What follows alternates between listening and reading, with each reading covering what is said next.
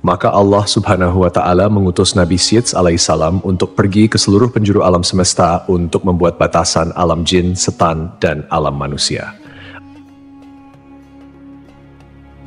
Assalamualaikum warahmatullahi wabarakatuh. Sahabat yang dirahmati Allah, jin adalah makhluk gaib yang tidak kasat mata. Mereka bisa melihat manusia, tapi tidak sebaliknya. Namun ada yang mengatakan kalau dulu manusia ternyata bisa melihat jin. Seandainya bukan karena Nabi Syeds, manusia sampai sekarang bahkan masih bisa melihatnya. Benarkah dulunya manusia bisa melihat jin?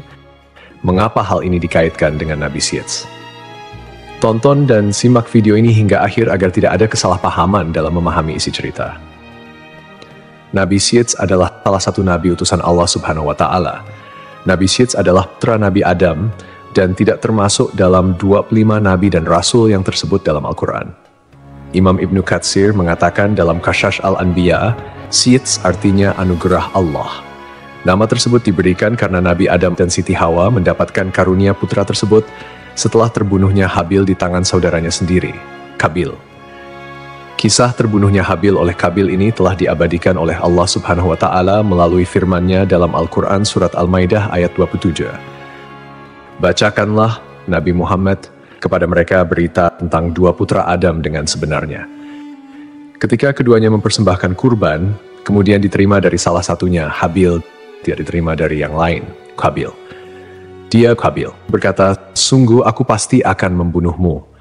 Dia, Habil, berkata, sesungguhnya Allah hanya menerima amal dari orang-orang yang bertakwa.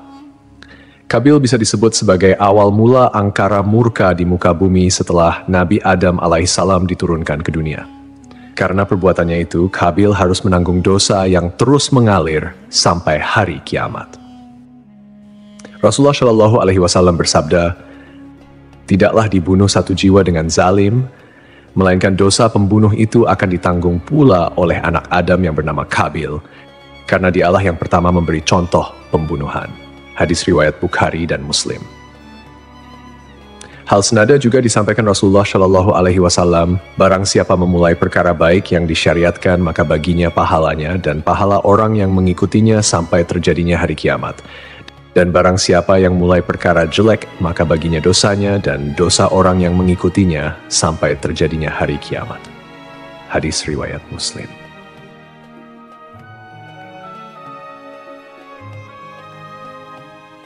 Dikisahkan setelah Nabi Adam alaihissalam mengetahui Habil terbunuh, Nabi Adam sangat bersedih dalam waktu yang lama. Maka Allah Subhanahu wa Ta'ala berfirman kepadanya, hai Adam, sampai kapan tangisan dan kesedihan ini?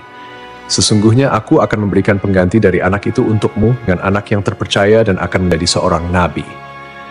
Dari keturunannya akan kunjadikan para nabi hingga hari kiamat. Tandanya adalah dia akan dilahirkan sendirian, tidak mempunyai saudara sekandung, dan apabila lahir anak itu, berilah ia nama Syeds. Seperti yang kita ketahui bahwa sebelumnya, setiap kali melahirkan, Hawa selalu melahirkan anak kembar. Namun, kelahiran Nabi Syeds tidak memiliki saudara kembar. Ketika Hawa mengandung Nabi Syeds, kandungannya tidak terasa berat, dan Hawa melahirkannya tanpa bersusah payah. Taj Langrudi mengatakan dalam buku Akhlak Para Nabi bahwa Syeds lahir 5 tahun setelah Habil dibunuh oleh Qabil. Dalam kitab Qasas Al-Anbiya, sebagaimana diceritakan oleh Salim Umar Alatas, disebutkan bahwa Nabi Adam sempat menderita sakit selama 11 hari sebelum wafat. Saat masih sakit, Nabi Adam berwasiat kepada Syeds untuk meneruskan wasilah kenabian. Syeds menerima beberapa wasiat dari ayahnya, termasuk perintah untuk memerangi Qabil yang durjana. Nabi Adam juga memberitahukan kepada Syeds tentang akan terjadinya topan dan kehancuran alam. Selain itu, diajarkan pula kepadanya tentang waktu-waktu ibadah dalam sehari semalam. Dikeluarkan juga seutas tali dari sutra yang memuat gambaran tentang para nabi dan orang-orang yang akan menguasai dunia. Tali tersebut diturunkan kepada Adam dari surga dan diberikannya kepada Syeds untuk dilipat dan disimpan di dalam tabut, sejenis peti yang harus terkunci.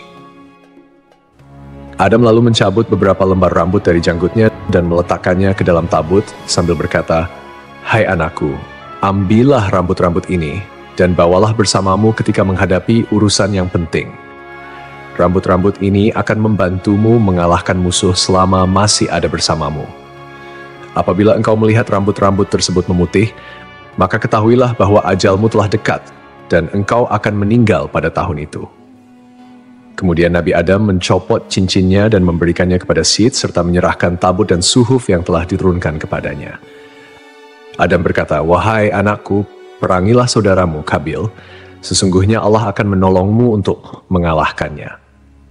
Perlu kita ketahui, kejahatan Kabil bukan hanya membunuh saudaranya Habil, tetapi Kabil tidak mengikuti syariat yang dibawa Nabi Adam dan membebaskan anak keturunannya melakukan maksiat. Tidak ada batasan antara laki-laki dan perempuan, hingga dari keturunan Kabil lah muncul alat musik yang dipakai untuk mengiringi tarian yang semakin melewati batas. Mereka terjerembab kepada budaya dan gaya hidup tanpa hijab dan aurat. Maka terjadilah perlakuan-perlakuan layaknya binatang. Tidak ada budaya malu, yang ada adalah perasaan bangga tatkala mampu melakukan hal yang tidak biasa. Jiwa mereka terpenjara dalam buaian hasrat untuk mendapatkan kepuasan. Para ulama mengatakan bahwa inilah saat awal mulanya zina. Demikianlah wasiat terakhir yang disampaikan oleh Adam kepada anaknya Syed. Diriwayatkan semenjak Adam diturunkan ke bumi, dia hidup berumur 1000 tahun. Wahab bin Munabih mengatakan, ketika Adam meninggal, Syed telah berusia 400 tahun. Dia telah diberi tabut, tali, pedang, dan kudanya yang bernama Maimun yang telah diturunkan kepadanya dari surga. Apabila kuda itu meringkik, semua binatang yang melata di bumi menyambutnya dengan tasbih. Syed telah diwasiati untuk memerangi saudaranya, Kabil. Dia pergi untuk memerangi Kabil, dan akhirnya perang itu pun berkecamuk. Itulah perang pertama yang terjadi antara anak-anak Adam di muka bumi. Dalam peperangan itu, Syed memperoleh kemenangan dan dia menawan Kabil. Kabil sebagai tawanan berkata, "Wahai Syed, jagalah persaudaraan di antara kita." Lalu Syed menjawab, "Lalu kenapa kau tidak menjaganya? Engkau telah membunuh saudaramu, Habil." Jawaban Syed pun sangat logis dan penuh dengan pertanyaan moral. Kenapa kau tidak menjaganya? Pertanyaan yang menyinggung kontradiksi antara kata-kata dan tindakan Kabil. Ini menggambarkan bagaimana dosa dan kejahatan dapat merusak hubungan persaudaraan, dan juga menggambarkan kedalaman rasa bersalah atau mungkin penyesalan yang dihadapi Kabil jika dia sampai menyadari kesalahannya. Kemudian Kabil ditawan oleh Syed, kedua tangannya dibelenggu di atas pundaknya dan dia ditahan di tempat yang panas sampai meninggal.